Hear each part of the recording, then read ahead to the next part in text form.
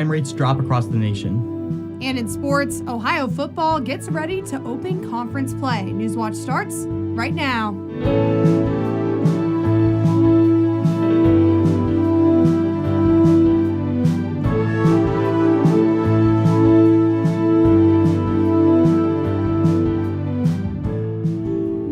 Thanks for joining us. I'm Sullivan Beach. And I'm Reese Thompson. Welcome to Newswatch. Our area is still in the midst of a major drought, and rain showers from last night don't show much promise. Forecaster Rachel Grant joins us now with the latest. Rachel, are we going to see any more rain or give us some relief from the drought?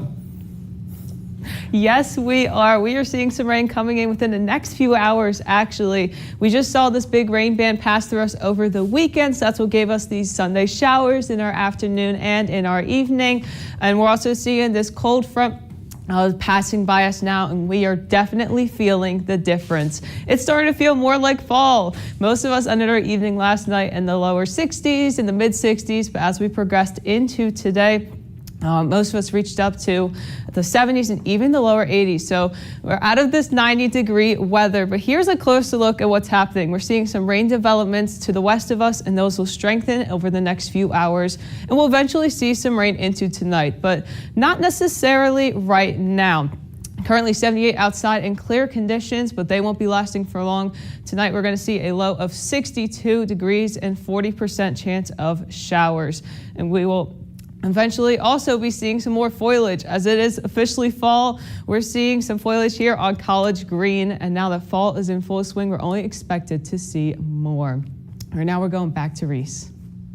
Looking forward to those rain showers. Thanks, Rachel. The city of Athens announces its leaf pickup schedule for the season. The city is picking up in 3 major areas starting the week of October 14th. Those 3 spots will cover the north side, west side, and south side neighborhoods. Final sweeps will happen the week of December 16th. The service will charge $2 per bag. To find out what day the service will be in your neighborhood, go to the Athens City website and call 740-592-3343 to leave a message for pickup requests.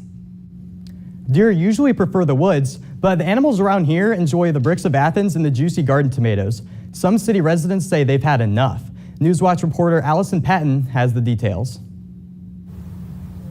Yeah, Sully, I'm here at College Green right now, where students can sometimes see deer hanging out. But they can be a problem. They may be cute, but not everyone likes them, especially when they run in front of your car or eat your plants. When Kathy Berry moved into her home in 1980, seeing a deer in the yard was exciting. It was kind of unique to see a deer. I even fed a deer an apple. I was like, wow, how'd you get here? Now, she has to limit what she can grow in her garden. Everything in here is deer resistant except for these 2 sunflowers. Athens Arts, Parks, and Rec Director Kathleen Ann Jordan says the solution lies within classic conservation on city-owned property. Hunting is a tried and true management practice for deer population management. 29 bow hunters selected through a lottery are set to hunt 12 wooded properties, including some near Stroud's Run and off of Old Route 33. Bob Scott Placier, a founding member of the Athens Conservancy, says too many deer can have an effect on other wildlife. But if you have heavy deer browsing, they'll disrupt those nests and actually destroy the vegetation. He says the increased population comes from the lack of natural predators like coyotes. Too many deer can also have an effect on humans, including vehicle crashes, diseases like spotted fever or Lyme's disease, and munching on gardens. Cone flowers, and they certainly munched on those. The effects of these sessions on deer population won't be known until after a couple years of hunting. The first year has 5 scheduled sessions, and the first 3 are doe-only hunting. Placier says that's key. Harvesting as many does as possible if your goal is to reduce the deer population, take the pressure off of the habitats. Both doe and buck can be hunted in the last 2 sessions. The first hunting session starts this weekend, but city officials want to remind people that only hunters who were awarded a permit in the lottery are eligible to hunt in this program. Reporting live in Athens, I'm Allison Patton.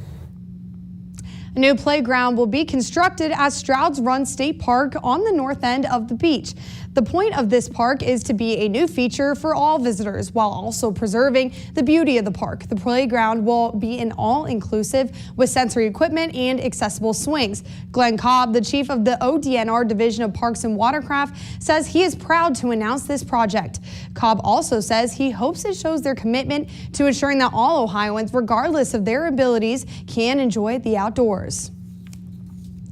The city of Athens faces a number of legal challenges tonight, including a new lawsuit that could cost the city thousands. Reporter Jack Green is live outside Athens City Hall with the latest on the situation. Jack? The latest lawsuit against the city stems from a fire training mishap last year at the Quidel Ortho offices along East State Street. The Athens Fire Department and multiple other fire agencies hosted the training exercises, which consisted of multiple water movement exercises. Service Safety Director Andy Stone earlier this year said a significant change in water pressure in the fire suppression system caused the pipes to burst, flooding the building. The lawsuit claims those damages cost over $700,000. Now, almost a year later, the East State Street Development Company, the owner of the building, is accusing the city of negligence. East State alleges it was not asked for permission to use its property for the training. Stone said permission was given by Quidel Ortho 2 days before the training. Property owners are asking the city to repay the total cost for repairs. In more legal news from City Hall, the city of Athens is appealing a ruling by an Athens County judge that blocks the city's ban on single-use plastic bags. A ban the court says the city was not allowed to pass. The judge said in his decision the ban directly conflicts with a state law that allows retailers to use plastic bags. The city argues its ban was a proper exercise of home rule authority, which allows cities to pass their own laws provided they don't conflict with state law. Soon after the judge's ruling, many businesses quickly reintroduced plastic bags, including Walmart, Kroger, and Lowe's, the three of the city's largest retailers. If the city wins on appeal, those businesses would have to return to paper or reusable bags. Both these stories are major developing stories, and we are awaiting response from the city on both of them. So be sure to go to woub.org for the latest. Reporting for Newswatch, I'm Jack Green, live outside of City Hall. Thanks, Jack. The Ohio Brownfield Remediation Program and Building Demolition and Site Revitalization Program is being awarded $50 million in grants. Ohio Governor Mike DeWine, Lieutenant Governor John Husted, and Ohio Department of Development Director Lydia Mahalik announced the funding for brownfield remediation and building demolition in Ohio. The grant programs offer new economic opportunities in areas that currently cannot be developed due to contamination or presence of vacant land. DeWine says he developed these programs to turn areas of neglect into places of hope and opportunity for businesses and families alike.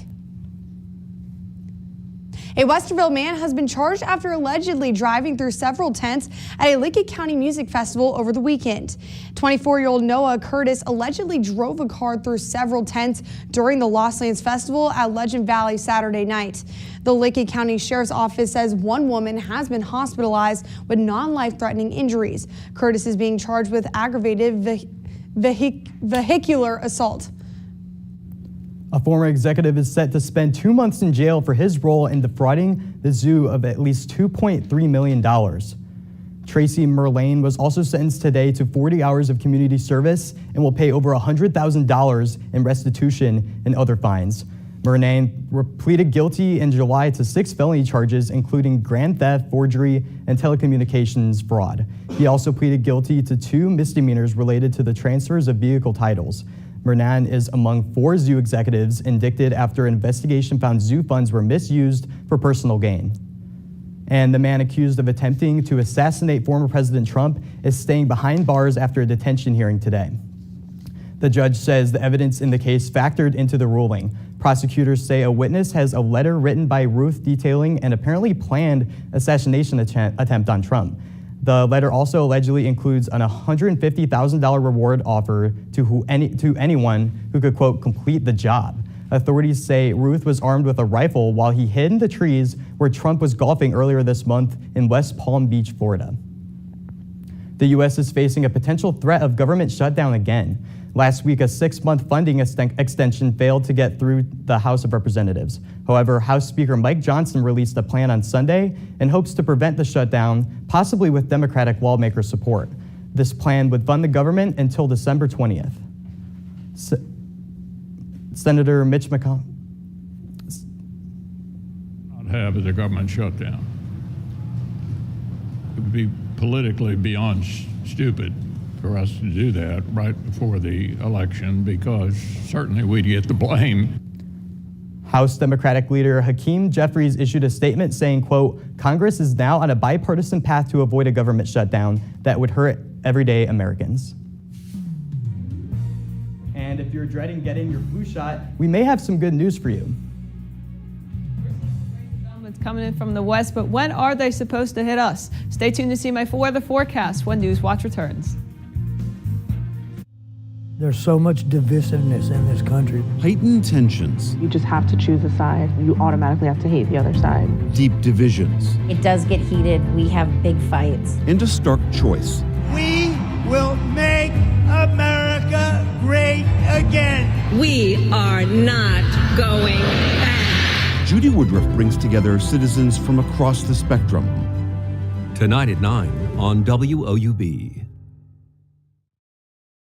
This is a brand new presidential race. In this historic election, this is for Donald Trump a chance to go out the winner he must be. Kamala Harris demands respect. If it's not given to her, she demands it. The moments that shape their lives. This woman who's pushed through everything that would tell her no. He just was able to connect with people in a way that the typical politicians could not. It's about the country that you want. The choice could not be more stark. Tuesday at 9 on WOUB. We cover all the angles. We report the facts. We find clarity. PBS is here, delivering the credible, reliable, thoughtful election coverage you need to make informed decisions. PBS, your trusted election source. Over 200 local newsrooms, over 3,600 journalists, a community of 300 million Americans. The NPR network is listener-supported, independent journalism in communities around the country. It amplifies more voices, more Americas, and takes all of us on new journeys. It takes all of us closer to home. It takes all of us.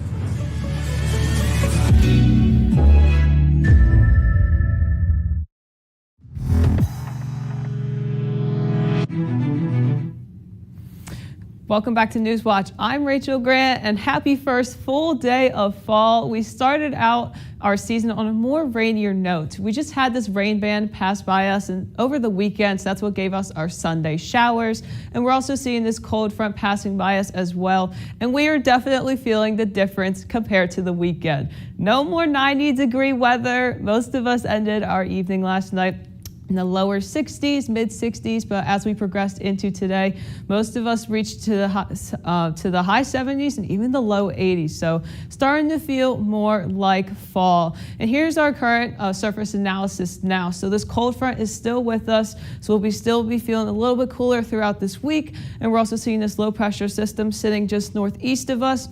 And we're also seeing this rain development west of us. Now, because this low pressure system, that's what's really attracting the rain toward us, which we really need to get out of this drought. And here's a closer look at that. So looking to the west of us, we're seeing the rain actually move closer to us, and that will continue to pass through us in the next few hours. So we'll definitely be seeing some rain overnight. If you do plan on going out, make sure you have your rain jacket and your umbrella, as you will definitely need it. Maybe not right now, though.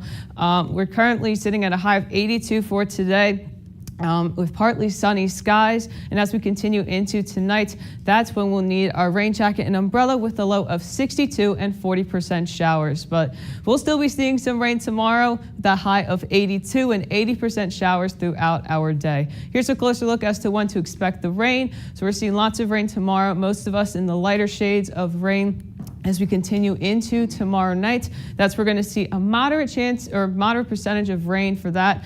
And as for Wednesday, we're going to see a lighter version of the rain. But again, we're still seeing this low pressure system, and that's really what's driving the rain toward us. Here's our 7-day outlook. Tomorrow we're going to see a high of 82 with 80% chance of showers, and then we're going to feel a little bit of dip again because of that cold front. 60% showers for Wednesday. As for Thursday, we take a small break from the rain. High of 82, and as we go into the weekend, temps looking again in the mid 80s, high of 84 for Friday and Saturday. As for starting next week, we are still seeing some rain. I hope you all have a wonderful rest of your week. We're now going back to Reese. Thank you, Rachel. The White House is announcing new initiatives to support auto workers in Michigan. The state held a crucial role in President Joe Biden's 2020 victory and is a must-win for Vice President Kamala Harris's campaign. The initiatives include a $1 billion fund for small and medium-sized auto suppliers and a pilot program to train workers for jobs in the automobile supply chain. The moves target one of Biden and Harris's key group of supporters, which are unionized auto workers in the Midwest. Crime rates have been the #1 political issue in the 2024 presidential election. From 2022 to 2023, violent crimes declined 3% across the U.S. Now, new data suggests a nearly 12% drop in murders since 2023. The FBI says this is the largest drop they've seen in decades. Rapes have dropped by more than 9% and hate crimes by less than 1%. But the number of reported vehicle thefts have increased nearly 13%. The report gathered information from 16,000 law enforcement agencies across the country. For those dreading getting a shot at the doctor's office, good news for you. The FDA just approved an at-home version of the flu vaccine, needle-free. The flu mist is a nasal spray that would be shipped to your home after being prescribed. Dr. Jesse Bracamonte warns people that because the vaccine contains a live but weakened version of the virus, consult your doctor. Certain conditions that are not able to take the flu mist, such as if you're on immune-related medications that suppress your immune system, you have HIV, and there's some particular immune-related issues that you'd have to talk to your physician or your clinician to make sure that that vaccine is right for you. The manufacturer plans to make the vaccine available through a third-party online pharmacy by next year. Enrolling employment-sponsored health insurance is on a lot for people's to-do list. With enrollment right around the corner, Emily Schmidt has more on how to find the best health insurance for you. No one size fits all, and the same goes for employer-provided health insurance. That makes open enrolling an especially personal challenge. Often you're being asked, when you have a choice of plans, you're being asked to make a trade-off between premiums and cost sharing. Of course, we can't predict what's going to happen in terms of our health, but we can kind of think about, how do we expect to use our coverage in the year ahead and kind of choose according to what you think your expenses will be. There's the alphabet soup of options, HMO versus PPO. You tend to have more choice of the provider in a PPO. That's the upside. The downside is if you have to go out of network, you'll probably end up paying more. And FSA, which is often use it or lose it savings, versus the HSA, which requires a high deductible plan that potentially requires more spending up front. Then consider healthcare you used this year with care that might be brand new. The typical worker spends something like 15 minutes a year picking their health plan. The best advice I could give is to spend more time than that to make sure you understand how the plan works, what it covers, what it doesn't. Spend a little bit of time in figuring out how you would navigate your coverage when you need it, because often when you need it is not the best time to try to figure it out. It's the health insurance twist on an apple a day keeping the doctor away. Work to pick the right plan now, so the right plan is in place to work for you. For Consumer Watch, I'm Emily Schmidt. Open enrollment for 2025 begins November 1st and runs through January 15th. You can learn more about that option at healthcare.gov. Next in sports, Ohio football capped off its 2024 non-conference schedule with a matchup against Kentucky. We'll have the highlights when Newswatch returns. It's absolute chaos. It's a war zone. This situation has been brought about by the fire, by the flood. It's going to transform the whole place. Oh, that is crazy. Have you got visual of him? These intruders are walking straight into trouble. Another pride will kill those cubs. It looks like there's only 5 cubs. Wednesday at 8 on WOUB.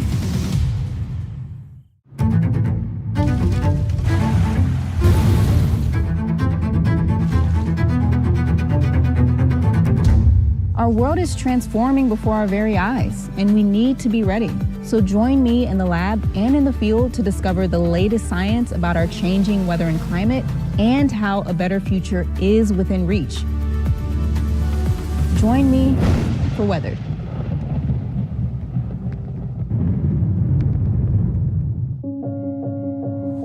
I hear the echoes all through the meadows. Breathe in and let go. That sweet surrender. I've been running, running, running all through the night. You can knock me down, but I've got my will to survive. Rise up, rise up.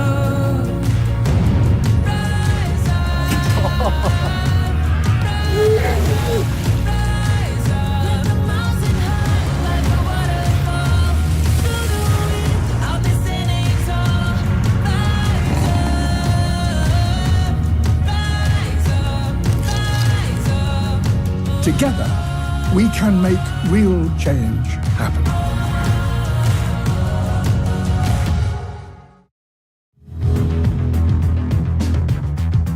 Welcome back to Newswatch. I'm Andrew Bowlby. Ohio football is getting ready for homecoming this week after facing off with Kentucky over the weekend. Ohio starting QB Parker Navarro was ruled out of Saturday's game because of an upper body injury. So, redshirt junior Nick Polos got his first start with the Bobcats. After an opening quarter with little action, Kentucky's Demi Sumo Kongbe punched the ball in from a yard out to put the Wildcats up 10-0. On the next Wildcats drive, Sumo Kongbe struck again, extending the Kentucky lead to 17-0. The Wildcats' dominant first half translated to the second, with Kentucky controlling play throughout. Ohio did find the end zone one time, with Ricky Hunt Jr. capping Ohio's only scoring drive early in the fourth quarter. However, the Bobcats still fell short 41-6. Head coach Tim Albin says Ohio needs to focus on what Ohio can control and limit turnovers. We have to focus on fixing the things that Ohio can fix that Kentucky had zero to do with. Turnovers. I mean, we've got 6 in the last 2 games. That's unacceptable. The Bobcats have been dealing with its fair share of injuries this season, including against Kentucky. In addition to Navarro not being available, the Bobcats were also without defensive end Bradley Weaver. The good news for Ohio, Albin expects Navarro to be ready for Akron this week. Again, it's an upper body soft tissue. I'm not sure if I said upper body, but that's what it is. And we anticipate him being full go. But I will say he's been hampered. Ohio Volleyball hosted the Green and White Invitational to finish its non-conference play over the weekend. Ohio began by dominating Liberty in a 3-set sweep Friday night. Cam Hunt led the Bobcats with 14 kills, and sophomore Olivia Gardner had a career-high 6 blocks. The Bobcats began Saturday with a loss to Oakland. Ohio lost the first 2 sets, then dominated the third. However, they ultimately lost the fourth by 2 points. Finally, Ohio was swept by Eastern Kentucky Saturday night. The Bobcats came close in the final 2 sets, but fell short both times. Anna Harchinska led Ohio with 12 kills. The Bobcats open MAC play this weekend when they face Akron for games on Friday and Saturday. Ohio field hockey played 2 home games this weekend, falling short in both of them. The Bobcats opened MAC play against Appalachian State on Friday. The Mountaineers struck early with a goal in the 12th minute. Ohio fought hard but could not respond. App State added another goal, ending with the final score of 2-0. On Saturday, Ohio took on Brown. The Bears dominated the offense, and they made 24 shots compared to Ohio's 4. Goalkeeper Macy Lotz made 14 saves, but it wasn't enough as Brown's offense proved to be too much. Ohio continues MAC play against Longwood on Sunday.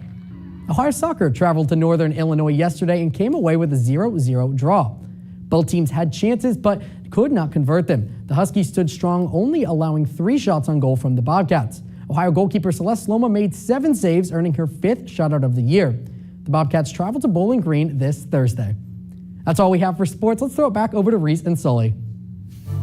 Still ahead, how can you engage in an activity to support your mental well-being?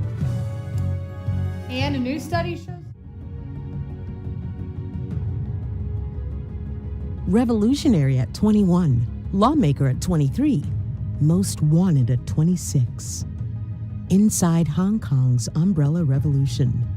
My mother always said that don't mess up with Chinese Communist Party. You cannot win over them. But I was just too stubborn to be stopped. Who's Afraid of Nathan Law on POV.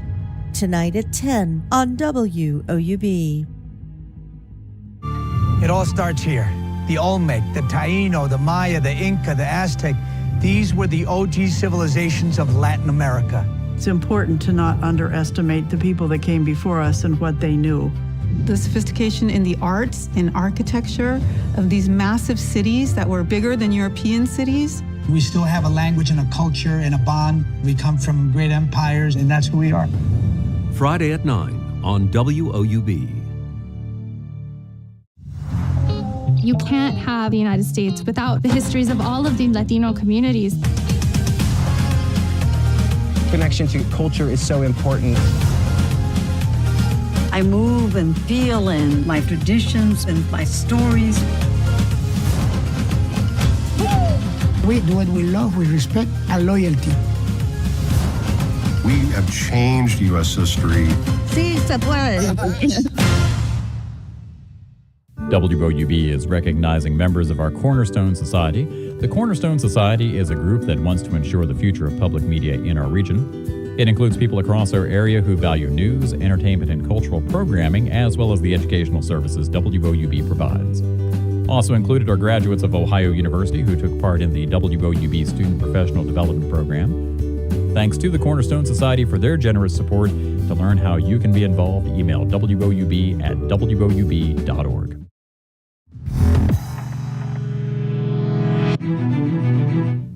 A new study shows creating arts and crafts are beneficial not only for people with mental health conditions, but also a broader population.